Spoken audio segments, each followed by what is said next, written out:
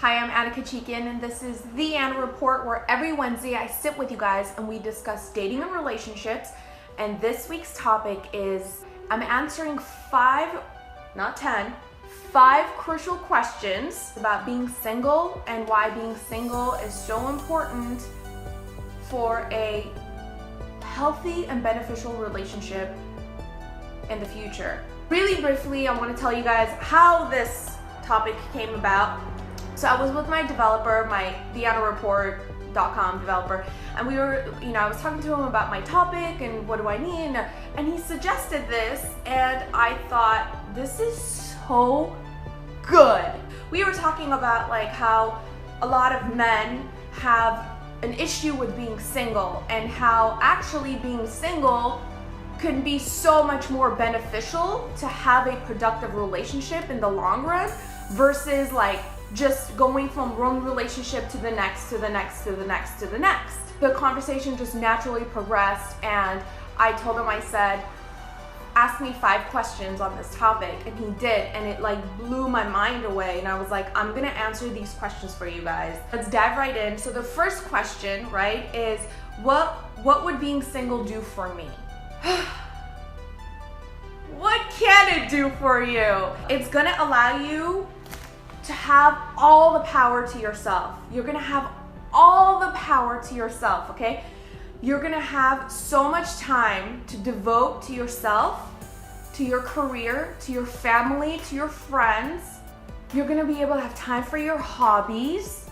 Think about all the money you're gonna be able to save. So when you're single, these are all the things, all the benefits that you're gonna have. Really, this is a time for you to find out who you are, why you are what you are. Think about that. It's a chance to really dig deep with like 0 distractions, like literally 0 distractions. You're your own person. Your only responsibility is yourself. And ask yourself the questions, and these are questions that you've avoided the answers to for a really long time. And you know, as a child, as a teenager, as an adult, you've avoided these, and now is your chance to really ask yourself these questions, like really digging and answering yourself these questions. The cool thing with like digging deep and reconnecting is reconnecting with the important people in your life, and these are the people who are going to help you answer a lot of these questions. They are the people you can, by just spending time with them, they're going to answer so many questions about yourself, and you can even ask them this question like yourself. Like for example, myself, I never asked my girlfriends this question because I'm self-aware, and I knew the answer to this question. I knew that I was very disconnected during my time at TMZ for my family and my friends. I knew it. There's no reason for me to ask them that question. I'm self-aware, so I don't have to ask them that question. I just, knowing that, could move forward and say, from now on, I'm never not going to be present in a situation that I'm in, wherever I am.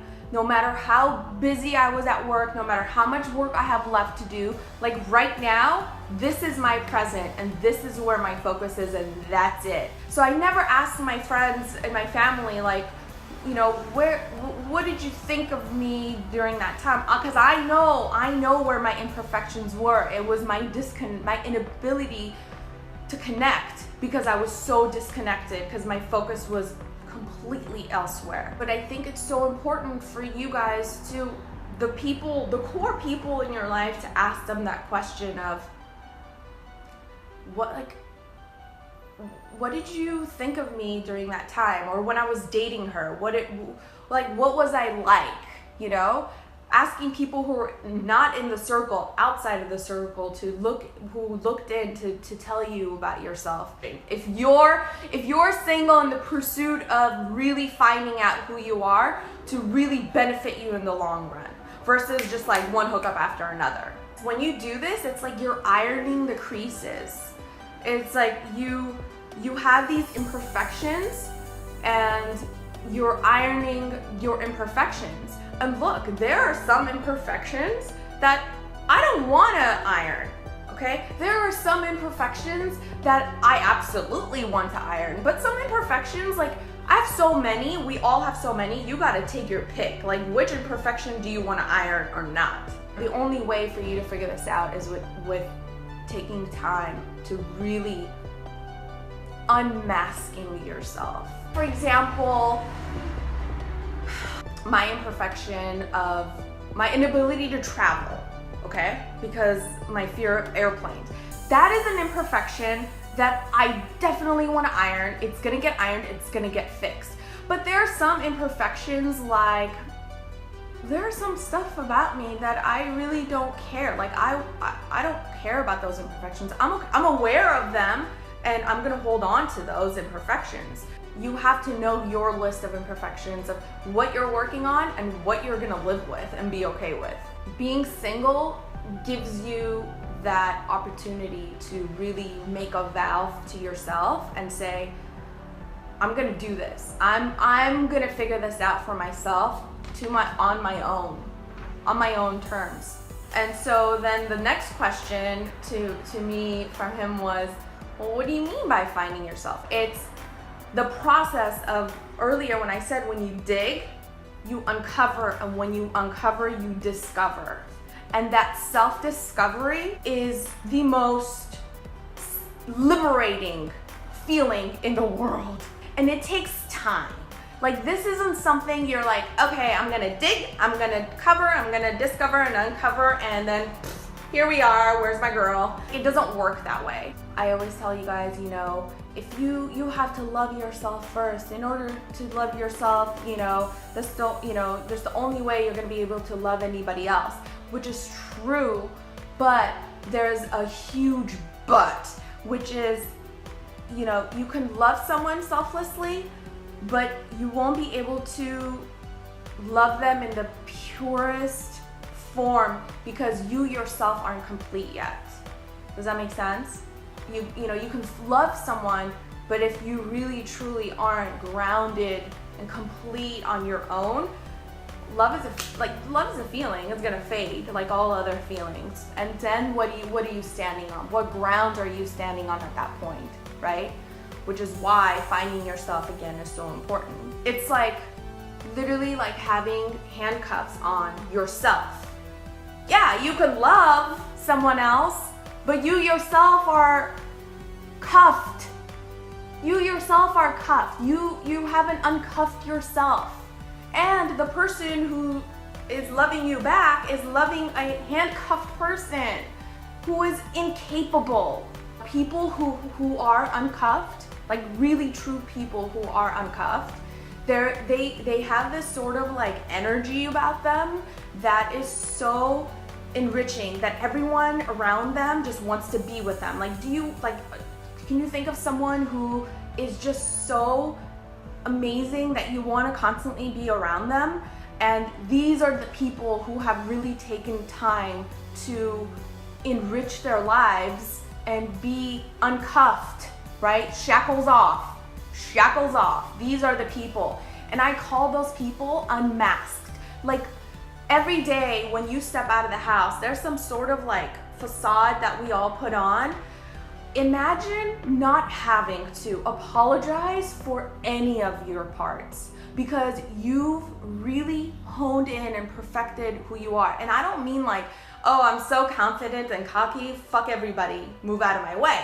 I'm talking about like really understanding, like, okay, it's karma, I have to be a good person, all those things, like empathy, compassion, blah, blah, blah, like giving, caring, and all of those things. You have to embody those things and in order to uncuff yourself and be this unmasked human being. And it's the most liberating feeling in the world. And I have to say that after leaving TMZ, I probably unmasked like 60% of myself, and I'm speaking from experience that it has been amazing, right? This feeling of being unmasked. And then in the past like year has been another tremendous change in unmasking myself. And it's funny because so I have someone on Periscope mentioned the wedding. Yes, so it was my cousin's wedding, and I have family from, you know, Paris and Canada, people I haven't met, talk about, you know, really connecting with family and friends. That I've been doing that, and that has helped me tremendously as well, because when you reconnect with your roots and your family, that is another form of really learning about yourself and who you are and what you want.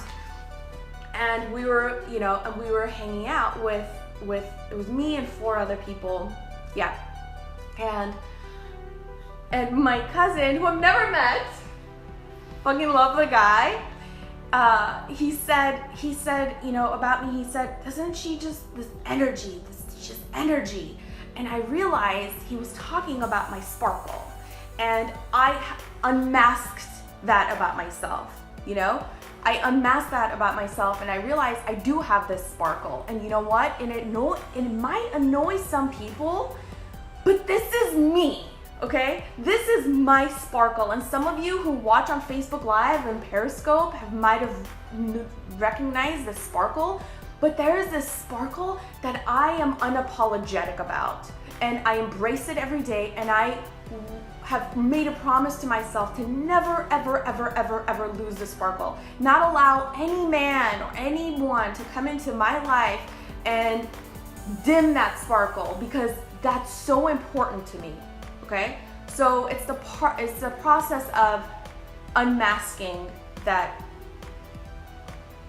why it's so important to find yourself while you're single. Got it? Good.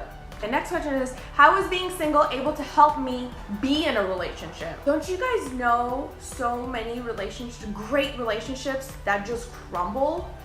I know so many great relationships that just crumble, and you're like, really, what happened? Well, what happened was one person had some unresolved issues from previous either relationship or, you know, family issues, unresolved family issues, whatever, okay?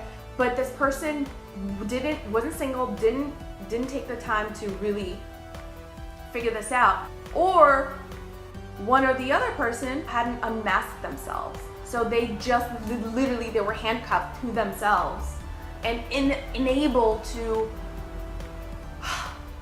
like be them and just be comfortable in their own skin and in every aspect of their life. Mario says, know what you want and need. Exactly, but it takes being single to really figure out what you want and need. So with age, right, with the older you are, the more opportunity you had to be single. So remember, like back in the days when you were young, you would have like 1 to 2 year relationships before figuring out this girl wasn't it for you. Like that's when you were like immature and young. It took you a year, 2 years, like god damn, like who has that kind of time, right? Well, when you get older, you don't need that kind of time. Like you know what you want and what you need, which is why being single is going to help you get to that woman faster, because you're not stuck in relationships that you don't want to be in. This is the part where it helps you be in a productive relationship rather than in a destructive relationship. Someone said being single isn't so bad. Yeah, being single used to be like nobody wants me, you know? Now it's like, no, I'm taking the time to decide who I want to be with, you know?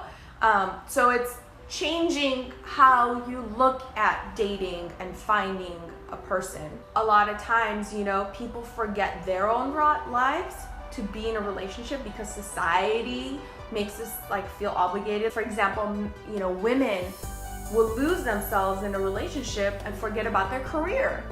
A lot of men forget about their passions, like who they are. So think about it, like if you're a parent and you watch your child grow up, let's say, loving the guitar, okay, he loves the guitar, and he gets older, he finds this girl, and falls in love and realizes, well, I'm the man and I have to provide. So he gets a dreadful 9-to-5 job, forgets about his guitar and stops playing. As a parent, you look at him and you think, God, what a tragedy. So think of it from your parents' perspective. Like, are you a tragedy? Did you do that to your life and forget about who you are to be in a relationship? And fuck consequences. Life is short, man. What's our next question? How long do you have to be single? As long as it takes. There's no goddamn deadline. For as long as it takes, you're gonna be single. And it's gonna be okay. But don't stop dating. Do not stop dating. Because I feel like a lot of people who stop dating, they lose their mojo, and then the whole dating scene changes, like AKA Tinder, and then they're like, well, I'm in my 40s and kids nowadays are like swiping left and right and I don't know what that is. I'm too old. I don't want to online date. Like, don't take a break, because life is moving forward and things are changing. So you got to stay up to date with the dating scene. So do not stop dating. And then the other question was, what if a great woman comes along while I'm trying to find myself? I love that question. I love that question so much because I have personally experienced that. I have met great guys during a time when I knew I'm not available. I'm just not available. And what do you do in that case? Because it's like, oh my God, like I finally met this great person. Well, I'm not gonna let them go. I'm just gonna make myself be available. What do you do in that case? You friend them. You friend them. You become their friend. And not in a pretentious way, but in a very genuine way where you're like, I'm not available as a, significant other, but I'm available as a friend. I'm available as a human being. I'm available as a whatever, drinking buddy. Not a fucking buddy. Okay, let's get that straight. But I'm available to you. Like, can I help you with your career? Can I, be your plus one because you need a date to something, whatever. But you do not lose that person out of your life, because that person came into your life for a reason. Friend her, friend her, friend her. That's your opportunity. That's your opportunity there, right there. So, it's like, why do you have to stick your penis everywhere? Like, why can't it just be a friend? Why can't she just be your friend?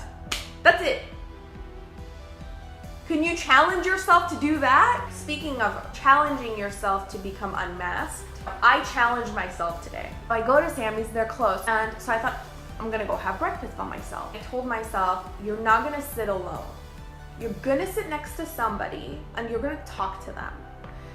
And I got there and there was this older man, probably grandpa, but not like frail. Like the guy was like probably in his like mid to late 60s. And he ordered at the same time and I fucking chickened and I didn't sit next to him. And I went and sat behind him and I didn't sit next to him. But I wasn't a dick to myself, because I was like, okay, you're self-aware. So now that you're self-aware, you're gonna challenge yourself next time. The next opportunity that presents itself, you're gonna take it, because you didn't do it now. You failed now, but you're self-aware, so you're gonna do it then. So we finished eating around the same time, but Sammy's still wasn't open, so I was just kind of sitting back and waiting around. He got up to leave and we like locked eyes, and I had this moment of, that was your opportunity and you didn't take it. That was my opportunity and I didn't take it. Like, what if this man was going to provide me with a life-changing opportunity that I didn't take because I didn't take on my own personal challenge of sitting next to him? And I thought, within a couple of hours, I meet somebody else who just, I can't even begin to explain to you The connection that we had, I was like blown away. And I thought, oh my God, like God is like, it's okay because you're self-aware. I'm gonna give you another opportunity. Here's your other opportunity. So I met this man and I was just like, oh my God, oh my God. And I thought, this is so random. This is so, the whole time in my head, I was like, this is so random. Like I'm meeting this person who is so important in my life right now. And I thought, wow, like, and at the end he said to me, Anna, let me just tell you something before we hang up. There is nothing random. And I just started crying. I was like, the whole time I'm thinking, this is so random. And he says to me, one last thing, just gotta tell you, you know, there is nothing random. He goes, I'm just gonna leave you with that thought. And I'm like, oh my God, it's like watching what is happening? These are examples of how I push myself and encourage myself to unmask, get out of my comfort zone and find myself. And that was an example of like what happened today that I was like, oh wow, holy shit, this is happening. This week's topic was like I felt like Oprah. It was like a Oprah session, but hopefully it made sense and inspired anyone who is single or stuck in a tragic relationship to say, I'm not leaving to leave you, I'm leaving because I need to uncuff myself. You're doing it to get the shackles off. All right, you guys, I will see you guys next week. Thanks for watching. Bye.